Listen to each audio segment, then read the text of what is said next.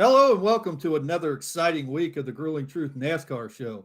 I'm your co-host, Joe Spilman, along with Steve Risley and Ryan Peters, who's already waving flags. Before we get started, I want to remind you that the Grueling Truth is powered by Betting.net.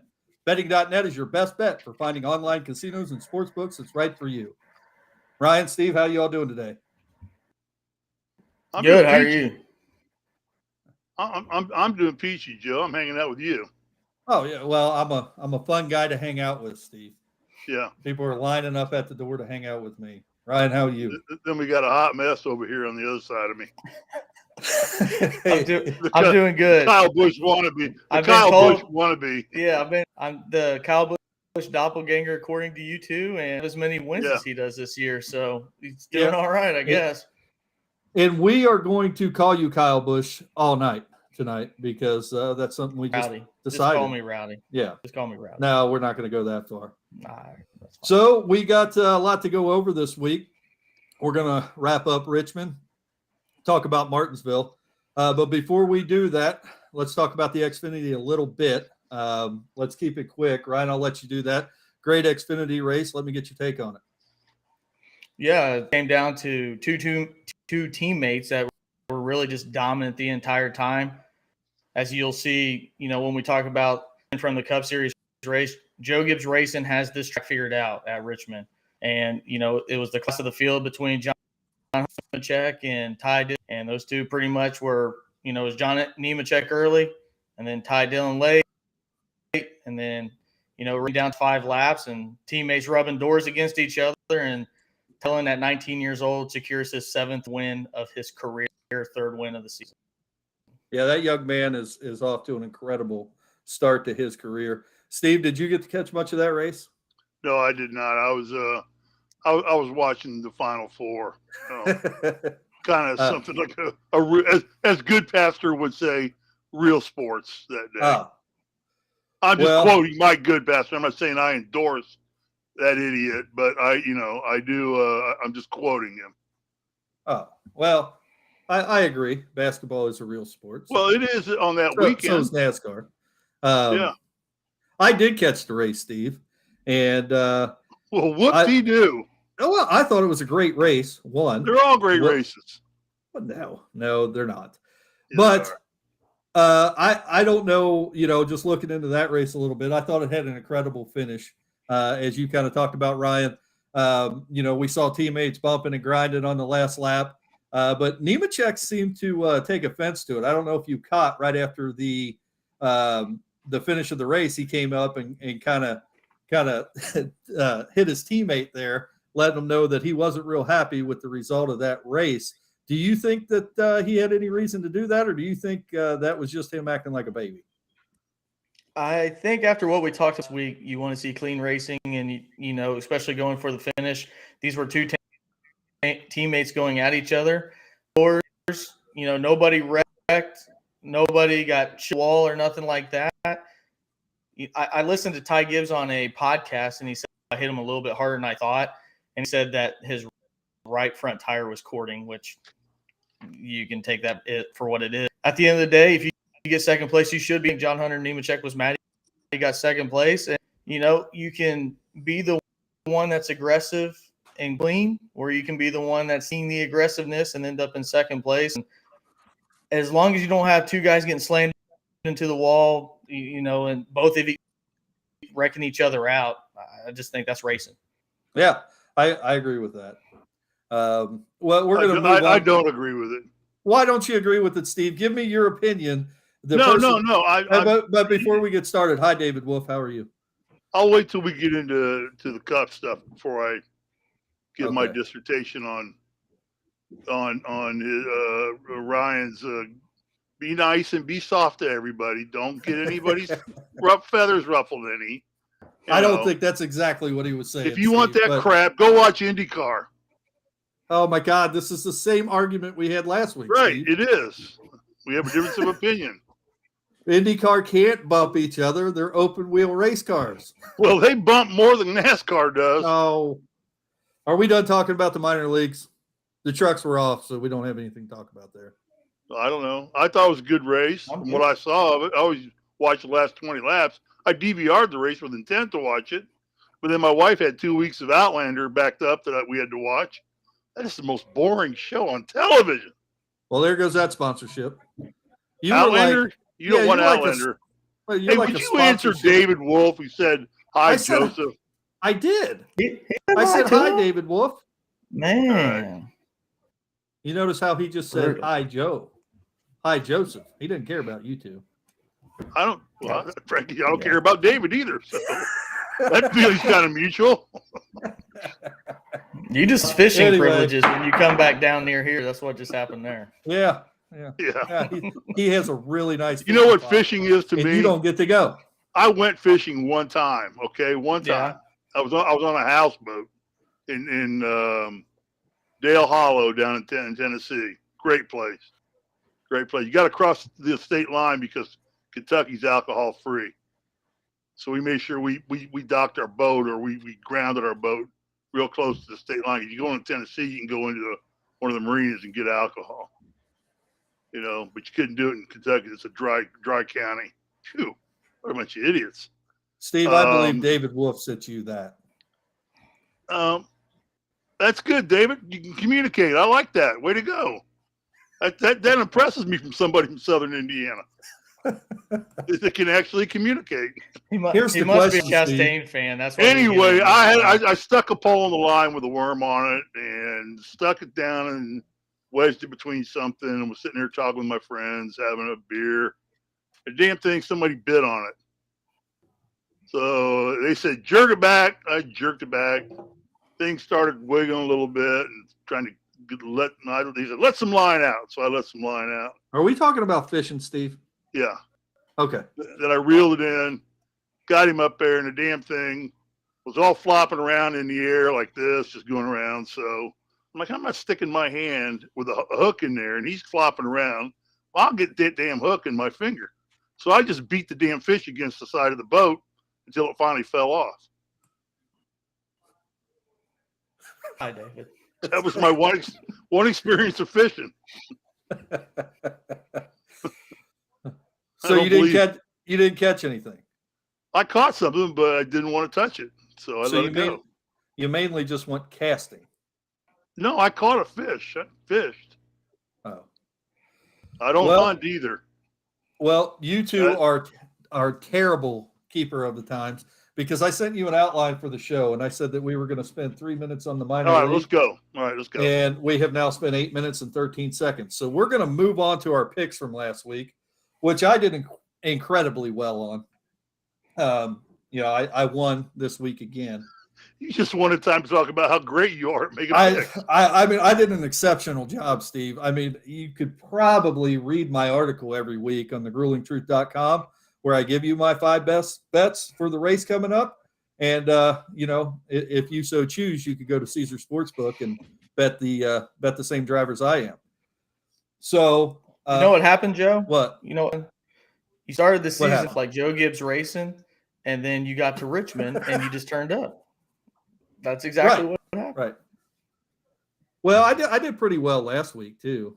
So, yeah, I am winning. Right, I'm going to give your picks for last week. You picked Truex, Logano, Austin Dillon, Bowman, and Amarola. You have one driver in the top 5 with Martin Truex, so you got 2 points for that. And Austin Dillon was in the top 10, incredibly. And you hated on that pick. You hated on that pick. Yeah, that was I'm still hating on that pick. So you came. He got lucky. You came out of this week with 3 points, which brings your grand total for the season to 8 points. Now, I have debated, since I am the judge, jury, and executioner when it comes to this game that we're playing, to award you 1 point for each race that you weren't here. But I have decided not to do that because I want to win this at the end of the season. So you're at 8 points. And I want to complain if I don't. And that still gives me leverage. We'll let you do that, but at the end of the day, you will still be a loser. Steve, your picks were Larson, Elliott, Blaney, Logano, and Harvick. Steve, you actually did pretty well this week. You got 2 points for Harvick. who finished third. Or Harvick He finished finished second. second. He finished second. Yeah. It came to Harvick and Hamlin. Yep. Harvick, who finished second. So that was actually a great pick, Steve. Larson, who finished fifth, and Blaney, who finished in the top 10. So you came out this week with 5 points, which brings your grand total for the season to 11 points. I, in my infinite wisdom, knew Denny Hamlin was going to win this race. So I went ahead and picked him. And I got 5 points for Hamlin, 2 points for Truex, 1 point for Kyle Busch, which brings my grand total to the week of 8 points, which puts me at 14 points for the season. So I am leading the season in points between us three, 14 to 11. Ryan, you have 8. What do you think about that, Steve? Congratulations. I think that was the most boring segment three of us have ever done. What are you talking about? Neither Ryan nor I said anything. This segment, we just let you ramble for 3 minutes, and we lost half our listeners. But you go right ahead. This segment is about me, Steve, and I'm going to make it go as long as possible. And we just found out how many people care about you. Yeah, nobody commented. I mean, nobody's. I know, no comments at all. Matter of fact, David turns around and takes back the hi Joseph and says hi Ryan. Yeah, I think David might have left after that segment. He said, "Who cares?" So let's move on then. Let's talk about Richmond. David, you're a good guy. Let's talk about Richmond. Wasn't there a David Wolf that went to a space astronaut from Indiana? That is not the astronaut from Indiana. I know David. I could tell you that he is not an astronaut. All right. Wow, David, he just ripped you into the asshole. Okay. So we got a couple different things that I think are important to talk about this week. And I think some of them are gonna hit some nerves. I know I've talked to both of you outside of this show this week, and Steve, when I talked to you, and Ryan, when I talked to you, we had pretty much identical conversations to the point that the topics that we were going to discuss this week, and I think that they're important topics. Ryan, I know I talked to you this week about length of races, and I gave you a couple of my ideas that you probably didn't agree with. Steve, I talked to you about the same thing. You called me a dumbass, so we moved on to the next subject.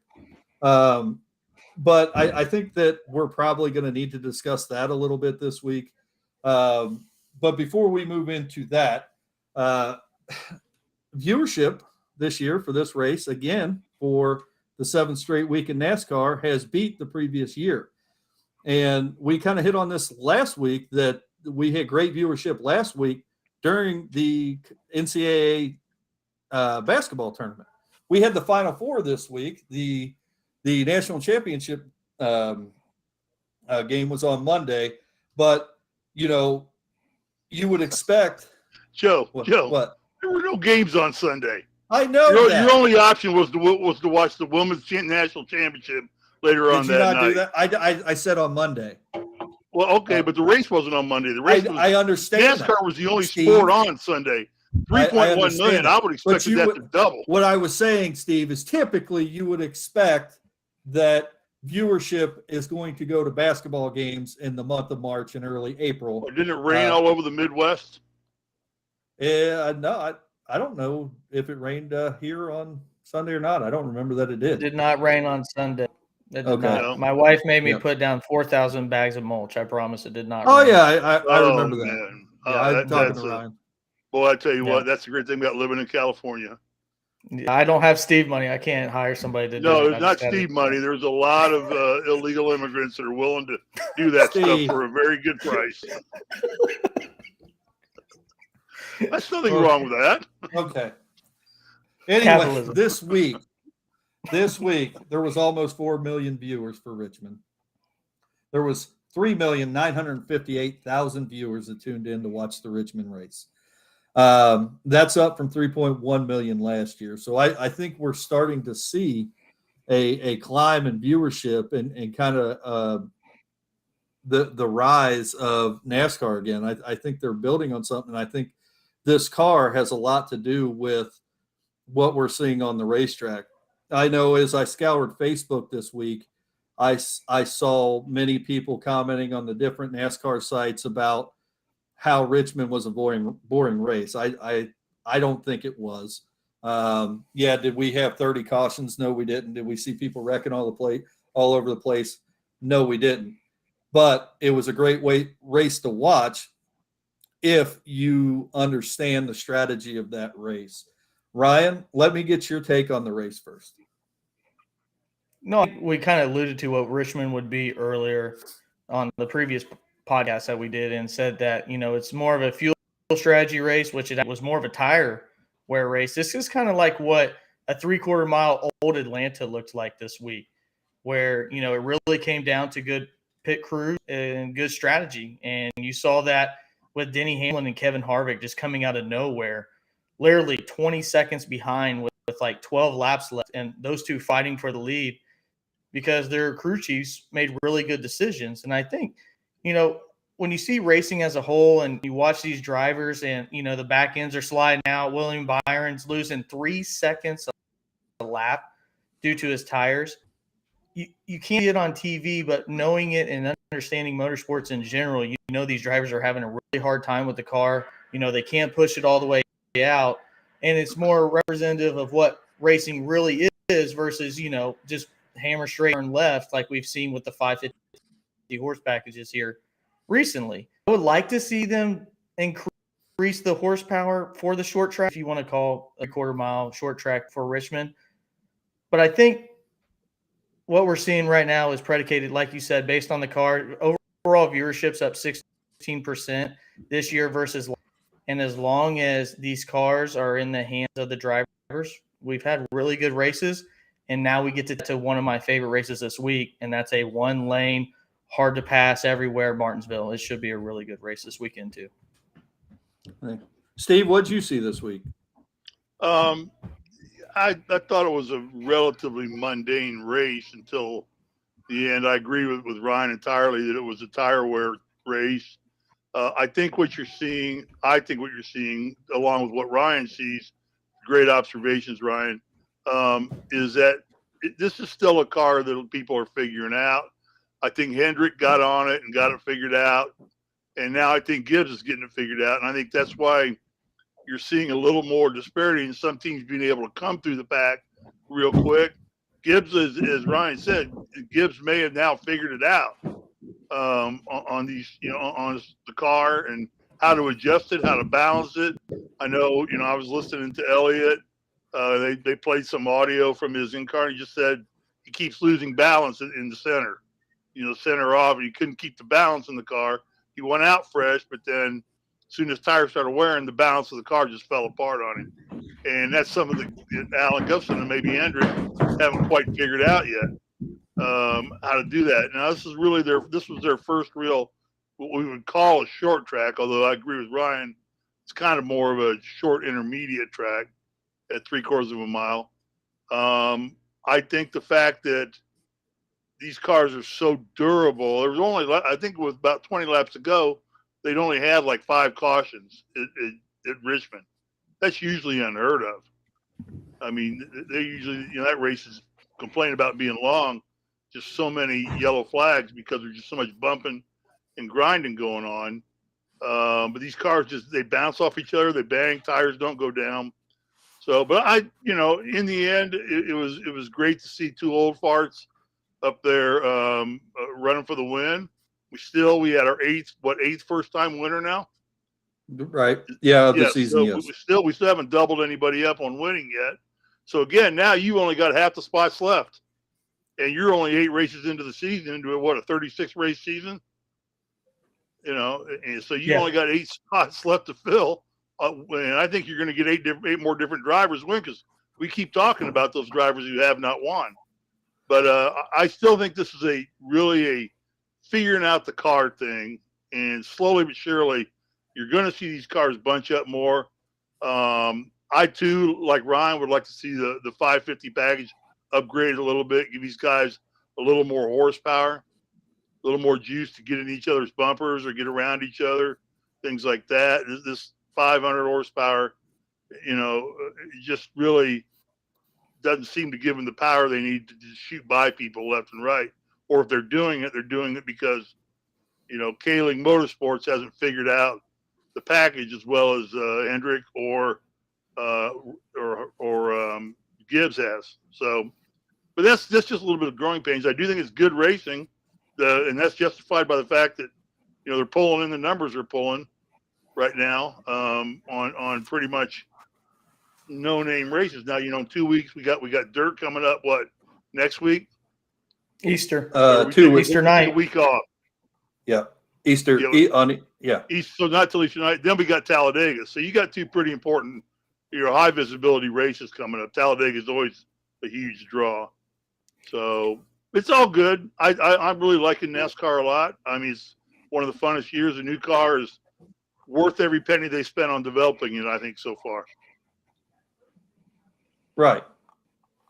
No, and I think you hit on a great point, Steve. And I want to back up to where you talk about we're 8 races in, we got 8 different winners, and I think we need to talk about drivers that are typically there. I mean, we're a quarter away through the regular season almost, and we need to you look at drivers like Elliott, Harvick, typical names, other big names that haven't won a race yet. And, I think we're going to start seeing some of these drivers and some of these teams start pressing here in the coming weeks, because I think it's at the top of all their minds that they're going to have to win to get in this year. I think we'll probably have a couple of drivers with multi-win, going into the playoff, multi-wins going into the playoffs. But I think those first 16 positions are going to be filled up with race winners.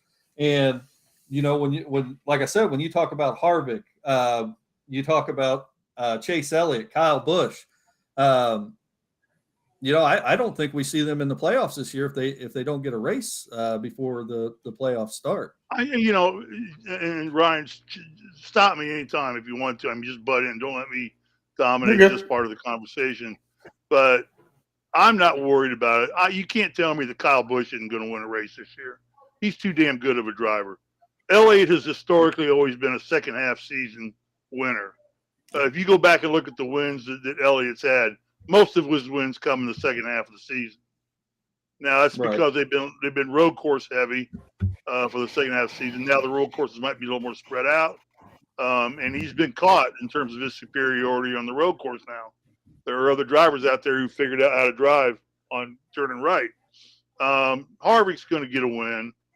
Truex is going to get a win. There are guys, Logano's going to get a win. Ryan Blaney's going to get a win. I'm not worried about these guys 8 races into it that they're going to win right now. What I'm just worried about is, I agree with you. I'm not even really worried about it. If you don't have a win, I think you're going to be looking from the outside in, trying to get into the playoffs, is what I think. Elliott's tied for first with Blaney in the points. I don't think that means a hill of beans this year, other than I think he gets some bonus money for winning the points at the end of the regular season. There's some kick money in there to that driver. Yeah, if you're the regular season champ, you get quite a bit of playoff points as well. Yeah. So there's an advantage, but I don't know if playoff points are going to matter. Well, the playoff points will, because that's going to seed you for the race. Right. No, the season points I don't believe are going to matter as long as you're in the top 25. Not. But I guess my question then, Steve, would be, when do teams and drivers start worrying about pressing for that race win? I'm going to defer that to Ryan. Ryan, when do they start worrying about it? Or do you think they should start worrying about it? I think you got to do it every week. And I think that, unless you've already won, you decide to, maybe not chase stage points anymore and set yourself up for top 10 finishes, top 5 finishes, like a Talladega.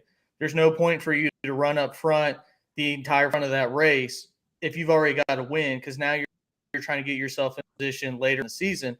But if you haven't won, I think you have to find a way to win. And, you mentioned a lot of names. Ryan Blaney's ran really good. Martin Truex, the most consistent JGR driver in terms of finishes. Kyle Busch, he's had the 4th most laps led this year, but he hasn't had the results at the end of it. And then you mentioned Chase Elliott leads in points because he's been the most consistent. Still hasn't Well, and found he's a the way most to win. consistent entry driver, believe it or not. If you look at the, You're right. he has the highest average finishing of any of the 4 Hendrick cars, and is the only one who has not won a race. Right. And The other right. 3 Hendrick And I cars are think- locked in. And I think going back with Kevin Harvick, I think this race really hurts him. He hasn't won in a year and a half. Yeah. And I think it would have put a nose to Denny Hamlin. Would have. Because that's one sure. team outside of Chase Briscoe that hasn't looked very good. You know, you also speak of Penske. Outside of they haven't looked really good. And really the only thing holding Ryan Blaney back, like we talked last week, is his team. Tyler Reddick's going to get a win this year. You know, Daniel Suarez is fighting up top this year. Eric Jones has won decent and has been decent at Martinsville. You know, some of these drivers are also going to have some wild card guys get in as well. That's going to push maybe these early guys that end up getting a win at the beginning, but may not run as well the rest of the year. And I think it's going to be a tough season. We have 2 Talladegas and a Daytona left on the series, don't we? Right. That's generally always good for a surprise winner. Right. You know, I mean, another Atlanta. Yeah, we have another Atlanta, which has really just become a 2-mile Talladega. So you've got, you know, a lot of things right now. I agree with you wholeheartedly, Ryan, that I think they're all worried right now that they haven't got a win and got in for 2 reasons. One, I think they're all looking at it and going, man, this you're going to have to win to get in. Let me get mine out of the way so I don't have to sweat this crap and start making, you know, have to make tough decisions in a pit stop at the end of the race or a win. You know, do I stay out to get track position and not get fuel and tires right now and hope for a caution later? Because I need a win. I need to stay up front here for the last third of the race. You know, I can't give up the track position to come in the pit. I got to hope for a wreck in 15 laps. The way these cars are, those wrecks aren't coming like they used to. Right. You know, they're when busting right through. When you're doing a strategy that is win or not, you usually make more mistakes that way. When you go for broke, that's the difference between finishing first or finishing 25th. And those are where mistakes get made. And I think, you know, whoever has the best team, whoever has the best strategy, you know, you're going to see them doing well this season. And the team that don't, you know, they may be on the outside looking in. And, you know, those final 4 or 5 at the end of the regular season could probably mean more now this year than maybe ever before. Yeah, I think those we get down there. There's going to be some real dogfighting going on toward the end of the season. I think that's – go ahead, Steve. I'm sorry. No, I'm sorry. No, I think that is a perfect segue into our next segment, and that is aggressive driving and how aggressive the driving's been this year. But before we get into that, I want to remind everybody that The Grueling Truth is powered by Betting.net. Betting.net is the best bet for finding online casinos or sportsbooks that's right for you. Now, Steve, you mentioned the dogfights that we've been seeing, the bump and the grind and the pushing all over the racetrack. And we kind of talked about, you know, kind of the whining, I'll call it whining, that went into the Xfinity race.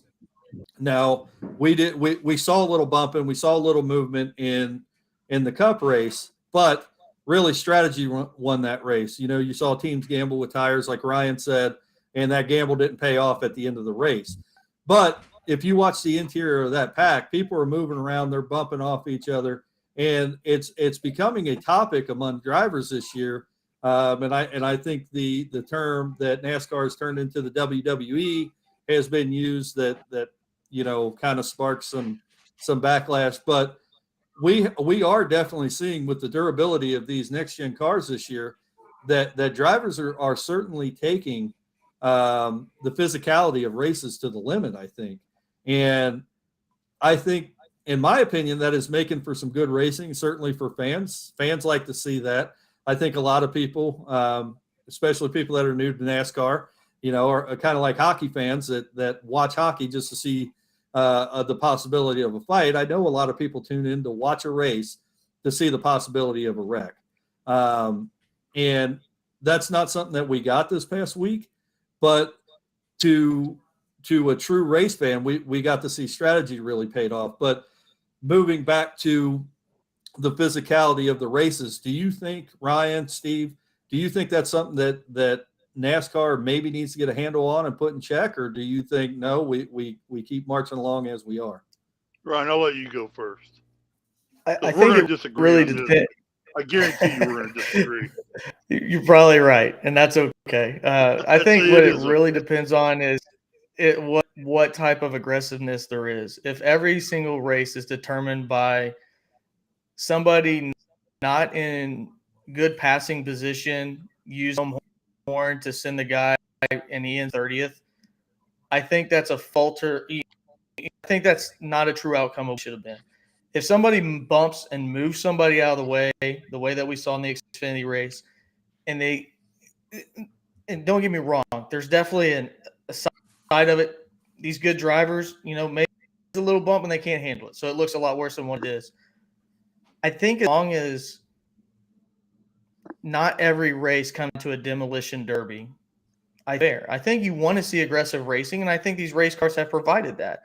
We're now able to see people actually bump into the side of the car and don't have to worry about tire rub anymore. I mean, you remember the Gen 6 car, if two cars barely bumped towards each other, the fender was now rubbing the tire, and that completely eliminated that. Well, we don't have to worry about that this year, and I think that makes for more exciting race when you're seeing these cars side by side, one a little bit higher, one bouncing down on the side of the other one, and I remember a Richmond race between Carl Edwards and Kyle Busch, bumped Kyle Busch out of the way and end up winning the race. And I was like, man, that sucks. But at the end of the day, that's what wouldn't anybody else. Kyle Busch got second. Carl Edwards was more one. As long as you're not making contenders finish 30th because you're driving recklessly, in my mind, like in my opinion, the Ross Chastain going down the hill, not ever touching a brake and shoving two cars, one of them completely off the track and the other one almost. I think it's fun. I think aggressive racing is good racing. I just don't like reckless racing. And, and you're going to have that once in a while. Steve? Well, I agree with Ryan, but I'm all for have at it, boys. I'm all for that. I was listening to Dave Moody, I think yesterday on NASCAR radio on Sirius Speedway, and he had a segment on talking about all the drivers crying about should NASCAR put their thumb down on everybody and eliminate the rubbing is racing, or should the NASCAR just stay at the boys have at it thing. I like with these cars. These cars are like tanks right now. I don't have a problem with the boys have at it. If a car is slower than you, and I've not seen a driver in a while since really since Earnhardt. If you can really name somebody, there probably is, and I'm probably just being narrow-minded, but who would just come up on your tail and on the same lap move you out of his way. Most of what happens now is drivers will get up on your tail. They'll try and communicate to their spotter, go down and tell Elliott to get out of my damn way or I'm coming through him. I got a faster car and it ain't going to be pretty. And I think they give them enough time to move out of the way. If they don't want to, then go get them. Can I make a counterpoint to that? I don't want. Yeah, let me just. I don't want wrecks. I don't like wrecks. You got to wave your caution flag. Okay, go ahead. Make your counterpoint. It's not caution yet. No, you're good. Go ahead. Oh, your sound went out. Oh, can you hear me? Yeah. Now we can. Yeah. Yeah, I'll just go ahead real quick. The only thing that I don't want to see, and it's actually with your driver. I don't want to see somebody retaliation when it matters most, like with Kevin Harvick and Chase Elliott at the Roval. I think if you let those things fester the way that happens and a guy gets eliminated, especially in a play aisle pointing system that we have now where it's, 12 cars, 8 cars, 4 cars, I don't want to see a guy eliminated out of tension than purposely try to wreck somebody the way Kevin Harvick did against Chase Elliott last year. And I think creating a demolition derby approach, that's what happens. Didn't that start with Harvick banging on Elliott first? I think Harvick started that. Harvick was being a sore loser. I have nothing. It's not against Chase Elliott. That's the start of that. But then, I mean, and I'm literally and figuratively the biggest Elliott fan in the United States. I mean, I don't know anybody 6'9" and cheers for Elliott like I do. So I was pissed, but I'm not sitting there whining and crying in my milk about it. I'm saying, God damn it, Elliott, go get him. And he did. And then they both got back on the track. And then I had the last lap because with about 5 or 6 laps to go, Harvick's bound and determined to wreck Elliott before he gets a chance to win the race or finish strong. And he comes flying into turn 1 and misses the turn entirely and slams his car right into the wall. He's self-destructed. And so I'm just sitting there. And it doesn't mean I don't like Harvick. Hell, I picked Harvick. I got 2 points off of him in the pool this week. I like Harvick as a driver. He's the winningest active driver in NASCAR. I respect that the career he's had and what he started from. He took that car over when Earnhardt passed away and didn't miss a beat for that car. So I think the rub in his racing, it didn't make me cry that Elliott got wrecked in a race when he was running for playoff points and things at that point. I just like, hey, all right, now we can play dirty. Go get him. And I thought just the same thing. What was the first track that he did it at? Was that this year when Elliott just pulled up in front of Harvick when Harvick had a chance to win the race? No, that was this year, wasn't it? That was at Bristol. No, that was last year at Bristol, and that's what. Oh, okay. Last year, Bristol. Really Harvick over. Yeah. But that was after all that scuffle had been dealt with. That was another incident between Harvick and Elliott, I think. Or that ended that one. I'm sure they both got called into the hauler and said, enough's enough. You guys knock it off before somebody gets hurt here. But Elliott just pulled his car. I just know he had a slower car, but he just pulled and let Harvick get right on his bumper, and Harvick just played with him. Harvick should have just run Elliott right into the wall or tagged his bumper and, honked his chrome horn, as you would say. To me, that's the nature of the sport. Steve, I agree. And wow. I'm going to give you my perspective a little bit. I was totally wrong. Not that you care, Steve. No, I think you're right. But I think at this point, like every sport, NASCAR is progressing, and the drivers need to progress with the new style of racing. With this new car, that is going to become the norm in NASCAR. They're going to bump, they're going to push, they're going to do anything they can at the end of a stage or end of a race to either get a stage win or a race win. And more certainly a race win than anything else. And I think as the drivers and the teams get more familiar over the next couple of seasons with this car, I think it's I don't want to say going to be a no holds bar contest at the end of the race, but they're going to learn to push the limits of this car better than what they are now. And we're going to start seeing more of this. And drivers can either choose to progress with the sport or they can choose to complain about it. And complaining about it's not going to win championships. So, I'm into analogies. I love analogies. If it ain't broke, don't fix it. Those kinds of things. You can look at it this way, I guess. If you put you're a little kid and you put your hand in the fire, okay, and your mom comes in and just turns the stove off, and every time you get your hand near the fire, she just turns the stove off. Is she teaching you anything? Or you know what? In this household, put your hand in the fire. Do it a second time, you do it a third time, then you're finally going to learn not to put your hand in that fire anymore. Right. And you're going to respect it. You're going to respect it entirely. If you just fix things for them, give a kid a fish, feed him for a day. Teach a kid to fish, feed him for a lifetime. I think a little bumping and grinding going on right now. What you have to understand too, and I wrote this down. I actually take a lot of notes because you guys got a lot of good stuff to talk about. Right now in NASCAR, I think there are more winnable drivers than there have been in a damn long time in this sport. I mean, there are more drivers in winnable cars that are winnable drivers. When I say winnable, they can win races. You're mentioning Tyler Reddick. You're mentioning, Christopher Bell already won. Chase Briscoe's won. I mean, you got drivers that you think are, Suarez. We all agree Suarez is going to get a win. I think Bubba Wallace is going to get another one because he's a good super speedway driver.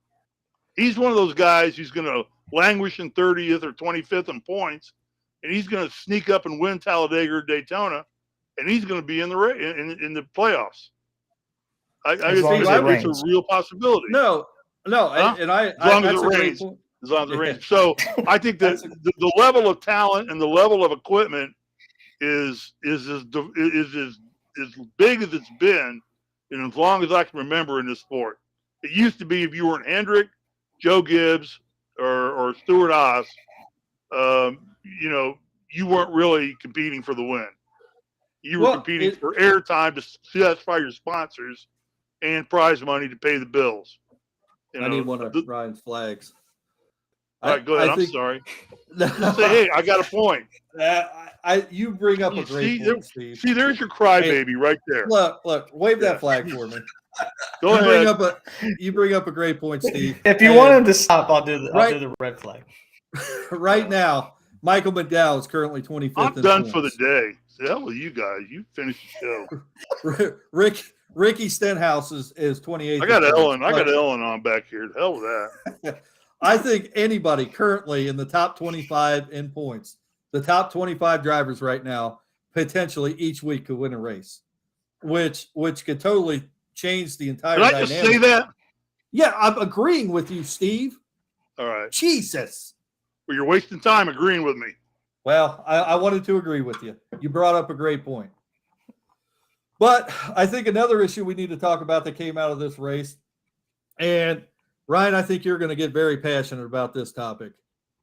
Kyle Busch was running a great race this week. He was up in the top 5. Talking NASCAR rules? Yeah, we're going to talk some NASCAR rules. Yeah. So Kyle Busch is up in the top 5, near the top 5, makes a pit stop. They tried to do something with his brakes, put some tape on a thin little piece of tape gets caught on his grill. He goes back out, runs some more laps, comes back in, makes another pit stop, tape still on his grill, goes back out. I don't even know what it was. 35 laps later, NASCAR decides to black flag Kyle Busch and make him do a pass-through penalty, which ended up not being a huge deal for him because I almost feel like the rest of the teams didn't know what was going on because it's Kyle with him. Busch. Crybaby. Here's a crybaby. They're picking on Kyle Busch. And I don't know how I feel or where I stand on this. A rule's a rule. We talked about that with tires. However, what, in your opinion, and Steve, Ryan, I know that you can't really be objective on this issue, Ryan. Maybe you can. But what, in your opinion, do you think, the reason for waiting 30-plus laps to tell him that there's a penalty was, and 2, do you think putting tape on your grill to restrict airflow is one thing. I don't think that piece of tape on the grill was doing anything, and I don't think it was in the spirit of the rule. What are your feelings on it, Ryan? Number one, it was 200 laps. He put the team put the piece of tape on, and it took 200 laps before they black flagged. If you've been to a NASCAR race, there's officials up and down pit road every single time somebody stopped. So it took them 134 laps to figure out that there was something on Kyle Busch's car. That does not excuse the fact that the crew chief has no idea that you can put tape on your car anymore. So Ben Bayshore, if he gets fired, that's cool. That's fine. He's terrible anyway. Number 2, NASCAR then finds out there for, I believe it was something like 90 laps. It took them 50 minutes in real time to go figure out when it was that it was put on there before black flagging him with, I believe there was between 40 and 60 laps left. So you're talking about tape put on. Yeah, you put tape on at 120 something. It's Ben Bayshore, the guy that decides that he said try to put on the brake duct, which I don't buy that. I think that they tried to put tape on. I don't think they were trying to hide. They used fluorescent tape, so I don't think they were trying to do something illegal. I think he literally just was incompetent, didn't know you couldn't put tape back on the grill anymore. But the way NASCAR's enforce things, and again, it goes back to the conversation we've had before about the way things are in. It changes the outcome. Do I think Kyle Busch would have won Richmond? No, I think he probably would have had top 5. I sure as hell don't think that the tape helped because he never ran up front the entire race. So you'd say, well, he was cheating. Well, if he cheated, he needs to do better and, maybe lap the field if you're going to cheat. But we've seen a pattern of this NASCAR.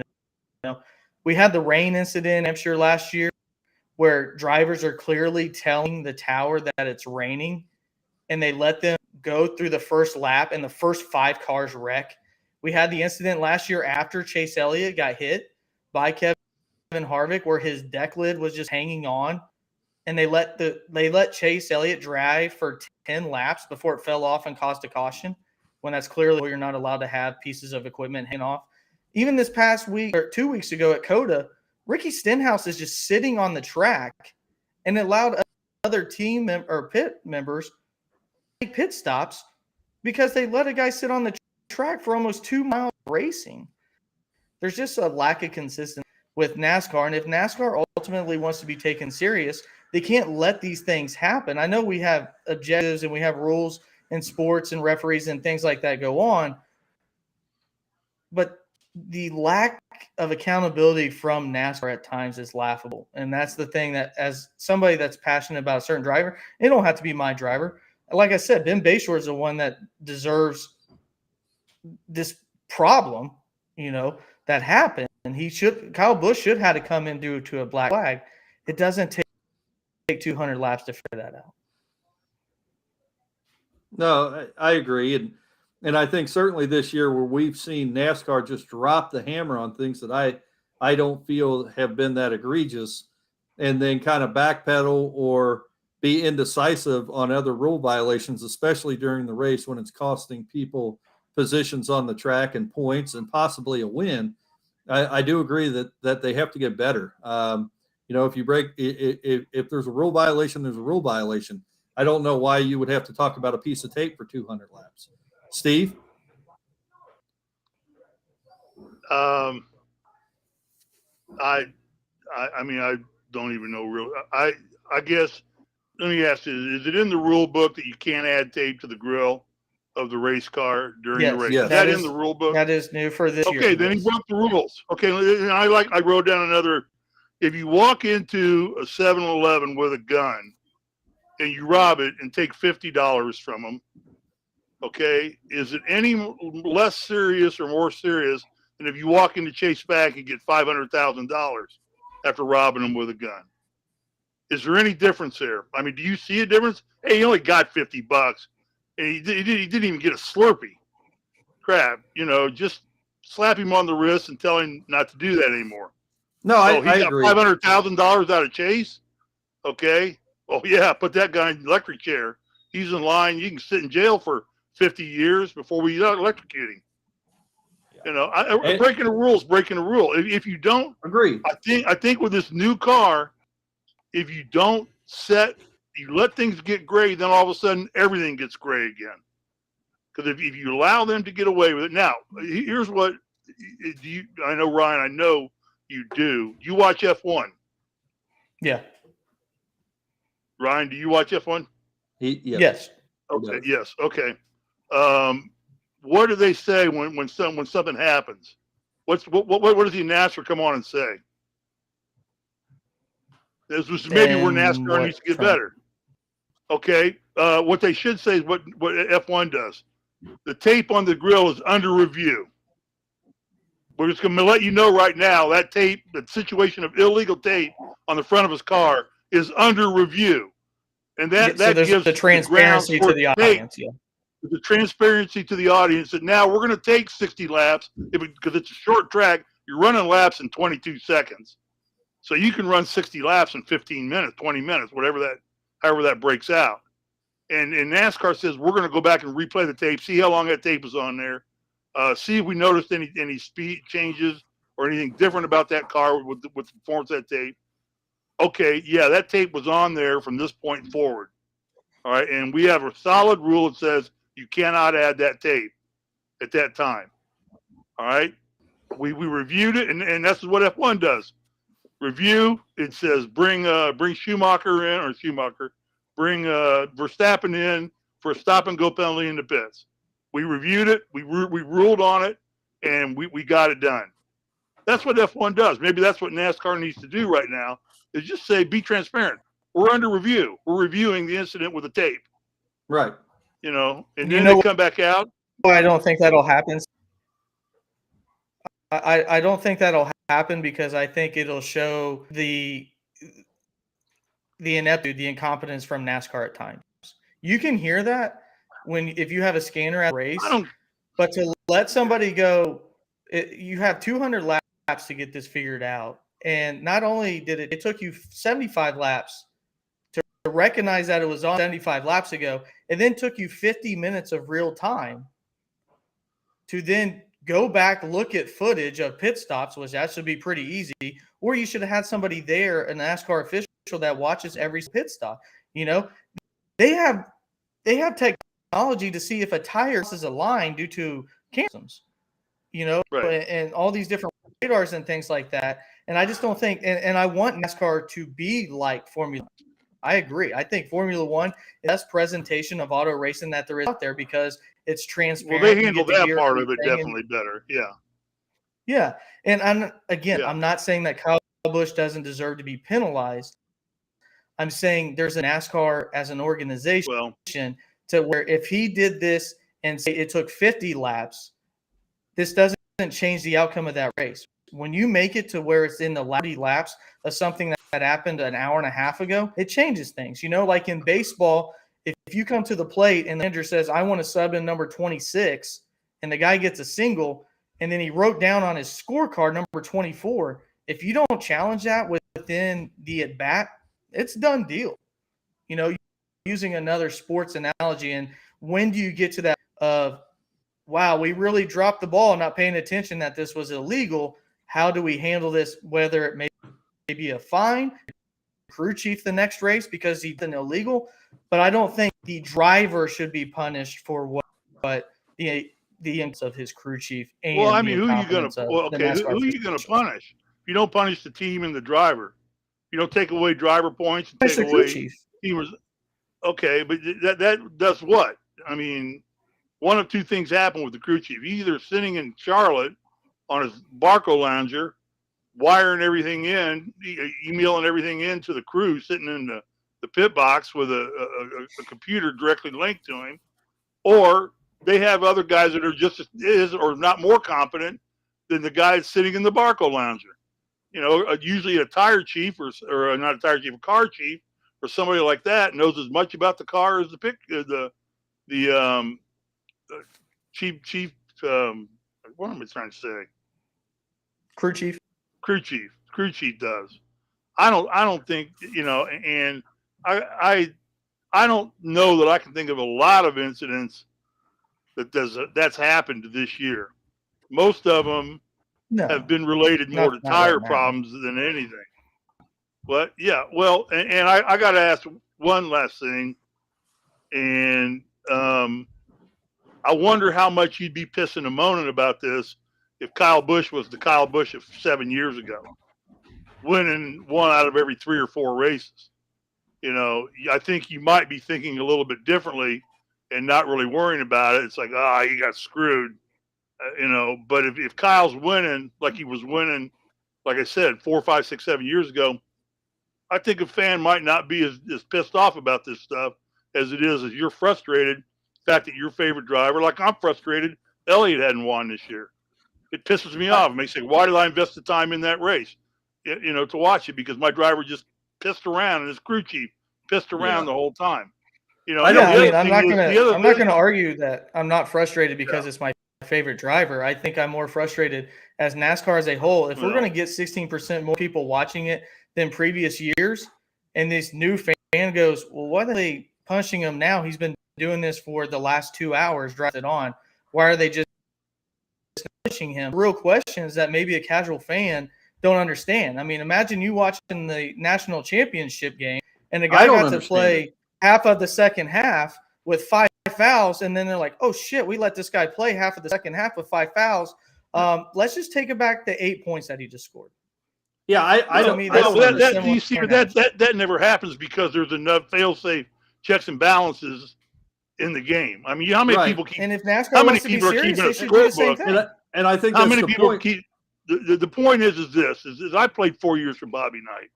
If I had $1 for everybody told me he was the biggest asshole in the world, I wouldn't be pissing around doing this show with you guys. I'd be on my yacht heading down to the Keys right now. Okay.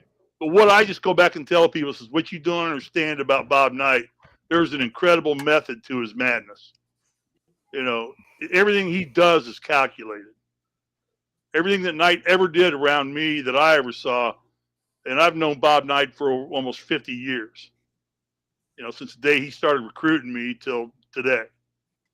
And there was a total method to his madness. I can't believe that NASCAR is just dropping the ball that much. They may be trying to learn and develop too. I've always found NASCAR to be fairly receptive. Now, I think the way to handle that right now is for the owners to get together. If they think it's bullshit to say to penalize a guy 90 laps after tape, then you know what? All the owners need to pull in, get together, and have a conference call or a Zoom call with NASCAR, with the powers that be. And I think NASCAR has been usually fairly receptive to making changes if they deem it a reasonable argument. But I have a tough time if it's black and white rule in the rules right now. So you can't put that tape on there. Don't come crying to me. I don't care when you got caught. You put the damn tape on the car. Nobody's crying that the tape was put on. The penalty was the penalty. Yeah, it's the fact how long it took. The penalties. I'm sure the penalties in the rule book too. I think it is illegal to do. Well, maybe it's up to Joe Gibbs to have a nerd that sits there and knows that rule book inside and out. Says that tape could cost you 100 points and cost Kyle 50 points as a driver. You really want to risk putting that tape on there? You know it's not legal to do that. Maybe they need to police themselves. And I think we've already decided that, and I think we're all in agreement that a rule is a rule.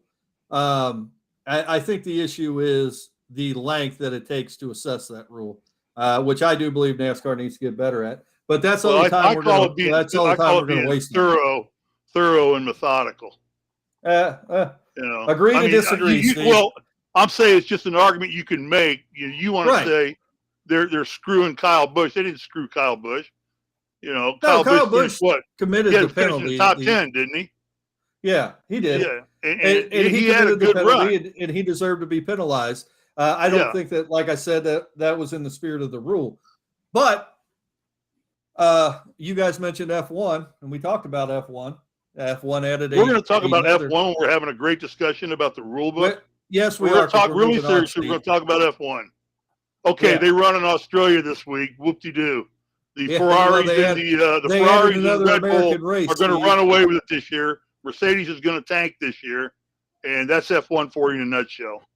See you in Melbourne. Well, Steve, I wanted to bring up that they added another American race.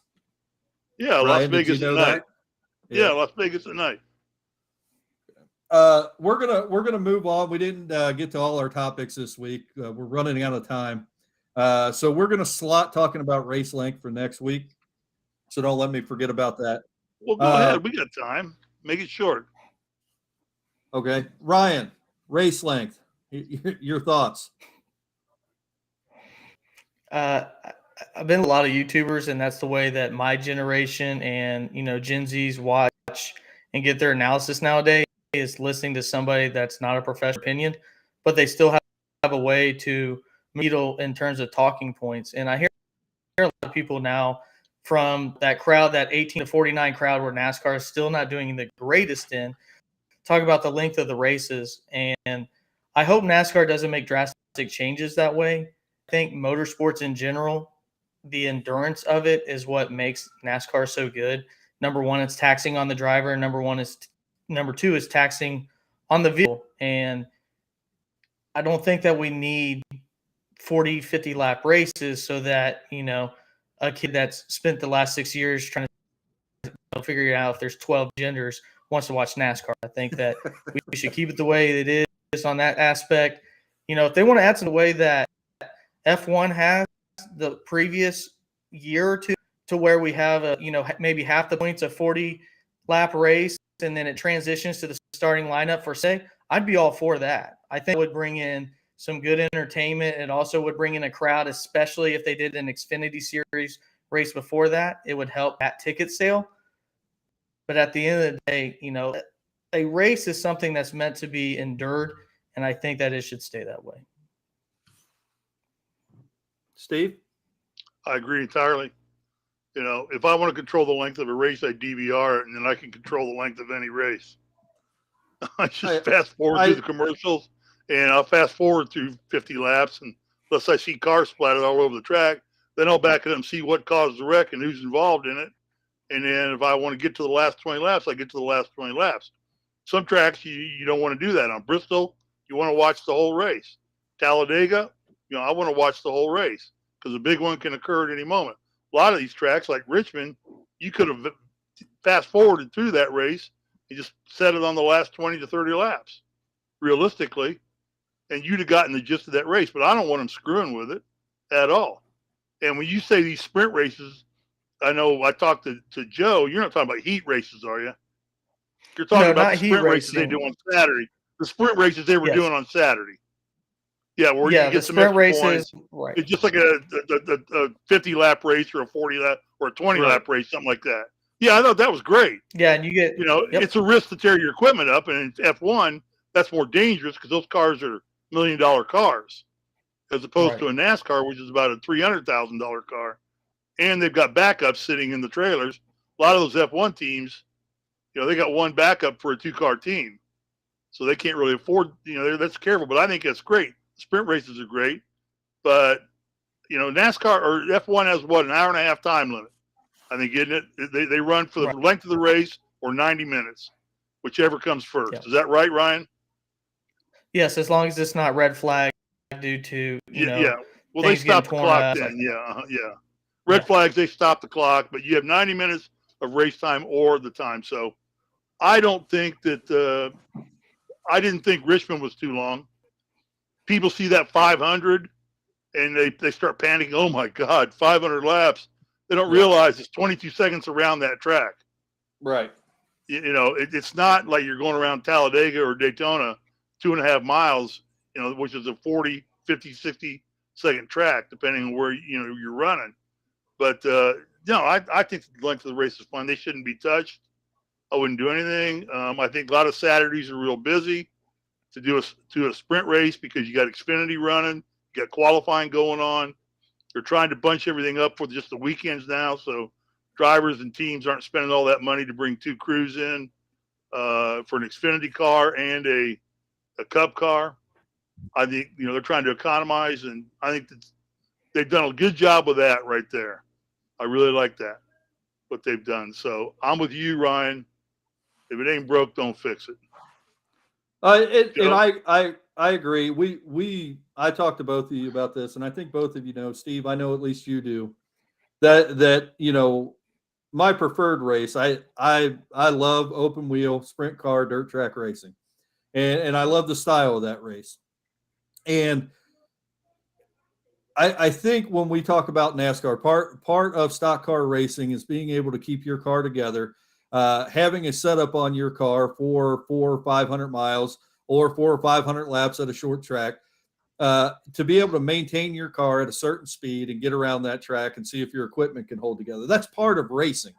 And I don't think that you change that because you're trying to hit a different demographic and viewership. Yeah, races sometimes the most exciting part of the race is the last 10 laps. Everybody knows that. And that's when you're going to see the most exciting racing. Several years ago, NASCAR decided to go to stage racing for that very reason and award stage points to try to get the competition heightened during the race. And I know some purists in NASCAR didn't like that change, but I think it was for the better. I don't think that you start messing with something that, as you said, Steve, don't fix something until it's broke. Don't keep making changes. Don't shorten race lengths. Don't mess with anything because you're trying to get your viewership into a different demographic of people. And you're right. You know, as we live in a society now where especially the youth, the 15 to 25-year-olds have been brought up in a society with instant gratification. They get on TikTok and they watch 30, 40, 50 videos in the span of 2 minutes, and, you know, they're gratified by that. So when you take that mindset and you ask that demographic of people to sit down and watch a 4-hour-long race and the intricacies of the race, it's not going to happen until we move past that. And as that generation gets older, I think that's when they become NASCAR fans. But I don't think that you ruin the purity of NASCAR because you're trying to hit a younger demographic. To tie into what you say about your demographics, here's how I tell everybody. And I told this to parents when I was coaching youth sports and running youth sports leagues in Indiana. The problem with this generation, this young generation, they got this thing on PlayStation and Xbox and everything. It's called a reset button. You know, if they don't like the way things are going in the game, they just hit the reset button. You know, and there's a lot of people out there that might be rooting for the 18 car or something right now that want a reset button set. You know, because things are just a little not going quite well for that car right now. You know, just hit the reset button and be all better. Start over. Hit the reset button. Respawn. Well, so guys, that's a good looking car, man. That's the Interstate Batteries car. There you go. You know who the original driver of that car was? Was there a dent on the front of that car? Bobby Labonte. Bobby Labonte. There you go. Won a championship in that car. No, Terry drove the Kellogg's car, the 5 car. Yeah, I know. We're gonna move past Richmond this week. Final take. I'll give my final take. Great race, great strategy race. There were some topics we didn't get to, but we're gonna move on to Martinsville because we are running out of time, and I want to get to our picks. So hey, I agree. I agree with you. Richmond was a great race, but then again, I'm 63 years old, and I don't know that I've ever seen a NASCAR race that wasn't a great race. Well, I enjoy the sport. You know what's and I love getting pissed because my driver got wrecked. That's as fun to me as anything. If my driver, it used to be Jeff Gordon, and before that it was Dale Earnhardt, and now it's Chase Elliott. So I've migrated around, but I think that every race is in itself is a great race, even if my driver gets put out by another driver for being stupid or somebody else is being stupid. It just makes you steam all week and can't wait for the next race as far as I'm concerned. And I'm hoping he retaliates. The next race is this Saturday. Hopefully everybody remembers that the race is on Saturday night this week. And it's had a history of some retaliation too. Right. Pardon? We head to what I believe is the oldest active track in the Cup Series. A lot of history at Martinsville. Yep. A track that has had a race, I believe 47. I have that typed down. This track's been open since 1947, and since the inception, since the start of NASCAR, there has been a race run at Martinsville every single year. Just an incredible history. A lot of good drivers have won at Martinsville. A lot of good drivers have won multiple times. It is the quintessential short track of NASCAR. And it doesn't matter what year it is, the way this track's set up, whether we have next-gen cars or you're looking at a race from 1965, there's just something about when you watch a race at NASCAR or at Martinsville, it looks and feels like a NASCAR race should be. It looks like this is what the style of racing that when these drivers went out to race every weekend is what was intended to be watched by NASCAR. Ryan, what's your take on this track? Yeah, it's actually funny because, 11 is when Martinsville began, and 1948 is when NASCAR became, a sanctioned body of racing. Right. So you mean, like you said, they've actually been around longer than NASCAR. But, I think you talked about the bumping and moving people type of racetracks and racing that you guys like. Well, this is the racetrack to do it. That's about the only way you can. You're talking a small banked, the paperclip is what it's known as, concrete racetrack, and there's just one group. You get put on the outside, you may be side by side, but it's really on the outside. And you see this type of an endurance race, which is only 400 laps this week because it's on a Saturday night compared to the 500 normally. But there's a lot of tempers because you can't pass your speed. Positioning, it's all patience. It's all about running in to those corners, who's going to break last, who's going to be able to turn the car. And, you mentioned it. Martinsville is one of the best races that we typically get, especially in the playoffs where things are really at an all-time high for stakes.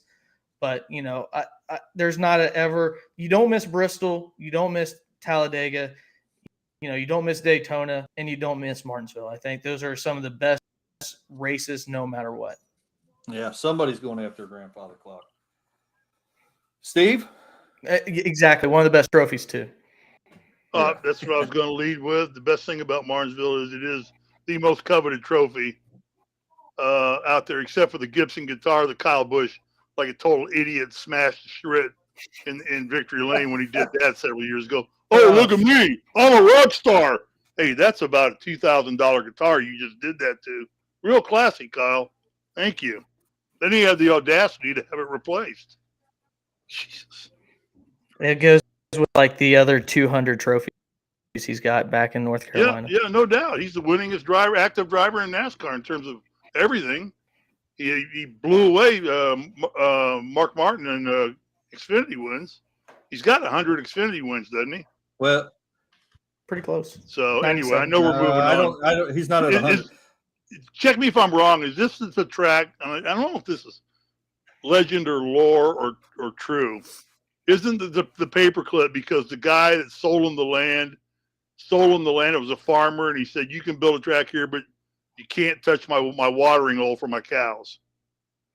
And there was on the fields around there was a big watering hole, and that's why you have the paperclip. You have one corner tighter than the other. Now I've heard that, and I never found out if that's fact or fiction. I don't know that. I've never heard. I've never heard that awesome. Story. Yeah, that's let's just go with it as fact. Joe, you've got all this time on your ass because people just don't die in Switzerland County. Quit it. Why don't you look that up and come back next week and let's lead off with that. I'll let whether you that know, is fact or fiction.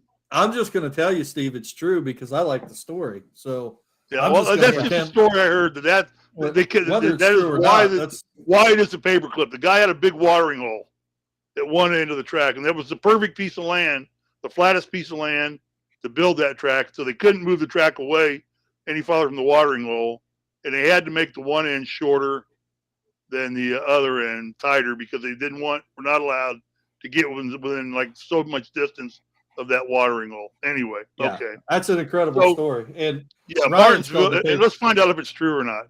Okay, Martinsville is like I said. And the other great thing, neither of you mentioned about Martinsville. All right, come on, what's the greatest thing about Martinsville? I've actually had some shipped to me.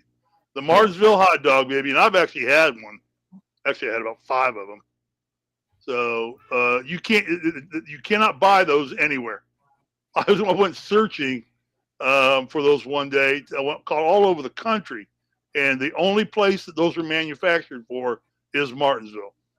It's a one-off deal. I didn't know that. They do not make that red hot dog for that particular dog for anywhere else.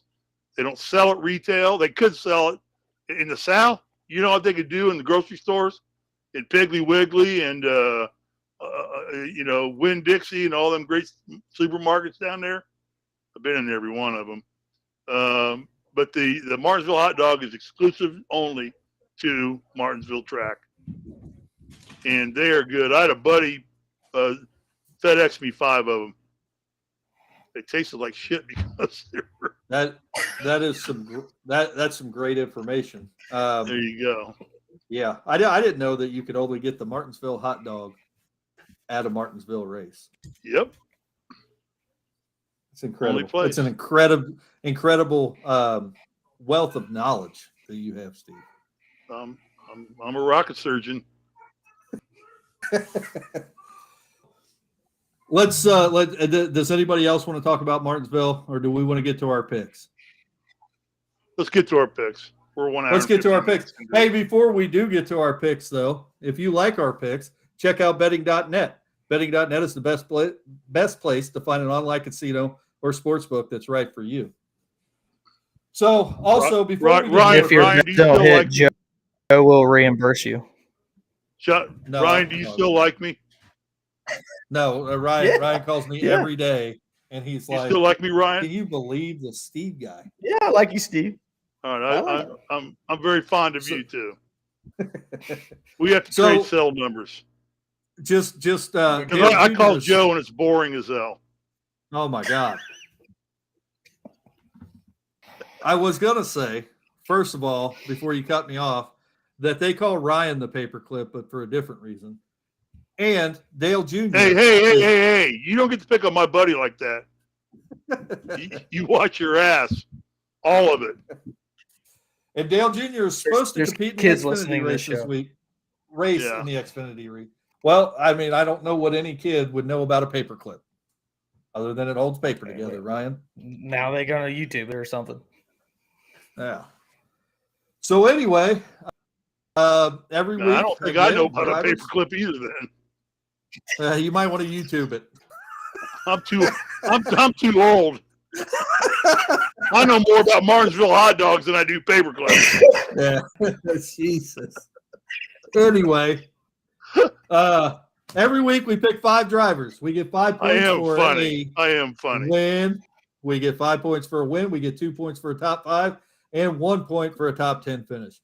This week, who picked first last week? I did. Okay, Ryan, I'm going to let you pick first this week.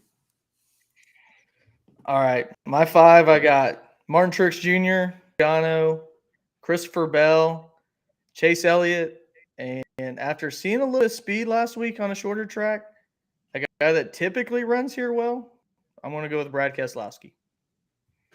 I think, what does he have? Keselowski has what, 3 wins?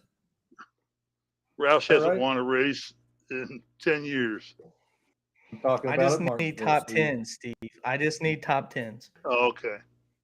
Steve, since you won first last week, I'll give my top 5 for this week. Well, yours are already there. Let me go. I know.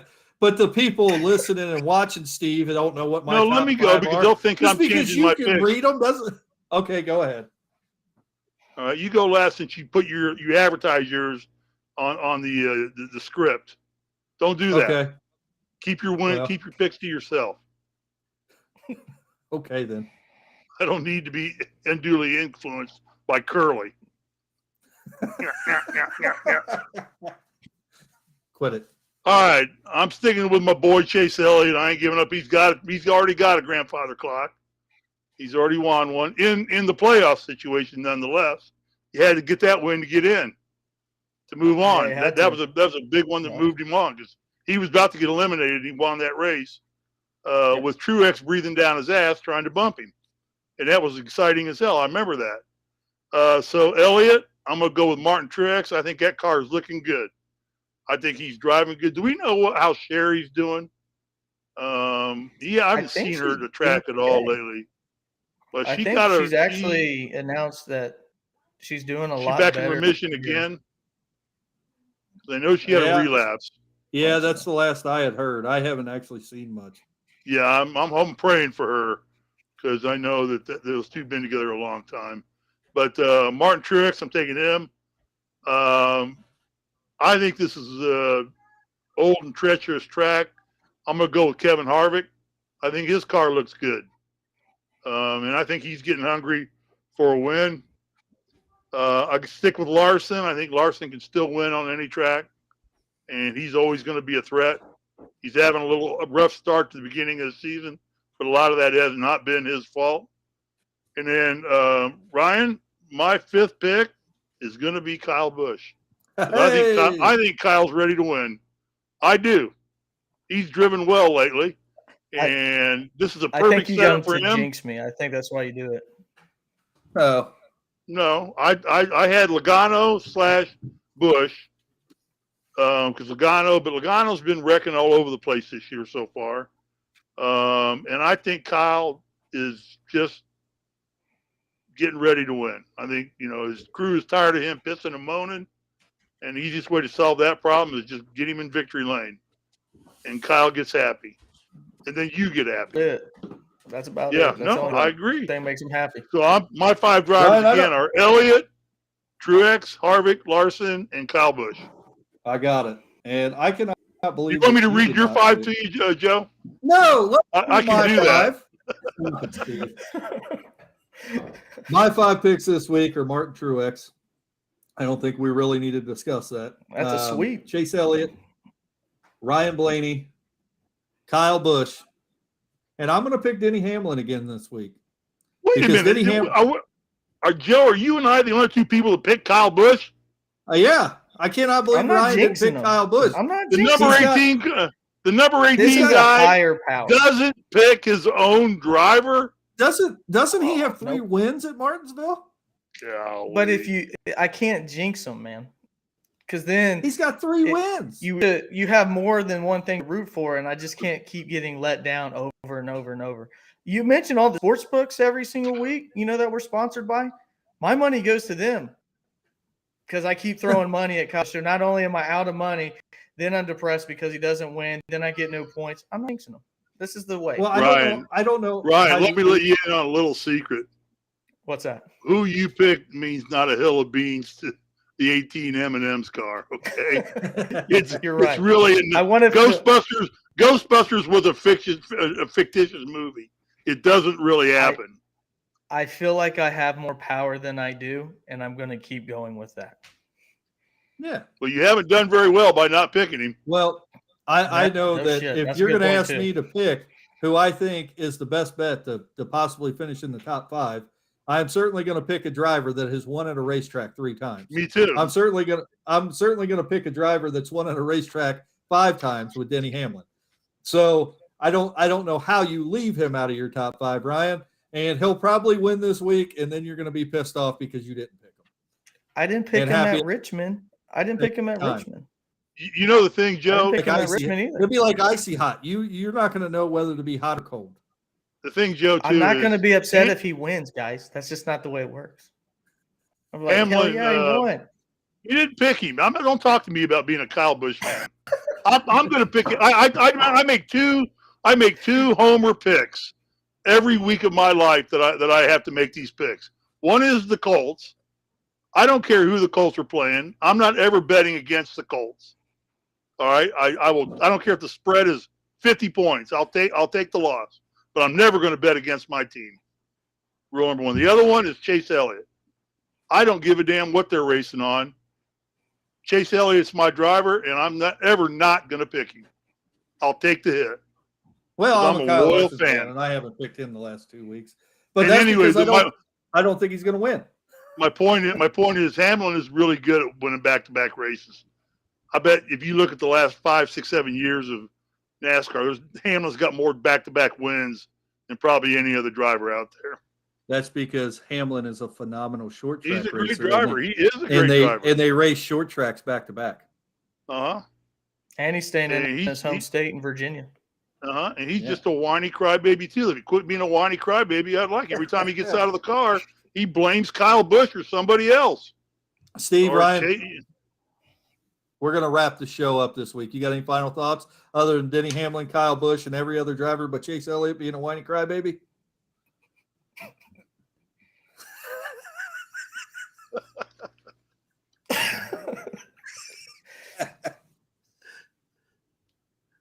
Ryan, we're going to let Steve think. Let me get your final you're talking to me? Oh, I got 2 pages of shit to go over. All right, Ryan, give me your final thoughts before we wrap up the show. Then we'll get this. No, I have no more final thoughts. All right, let's hear it, Ryan. Other than I can't believe Kyle's not picking his own, or Ryan.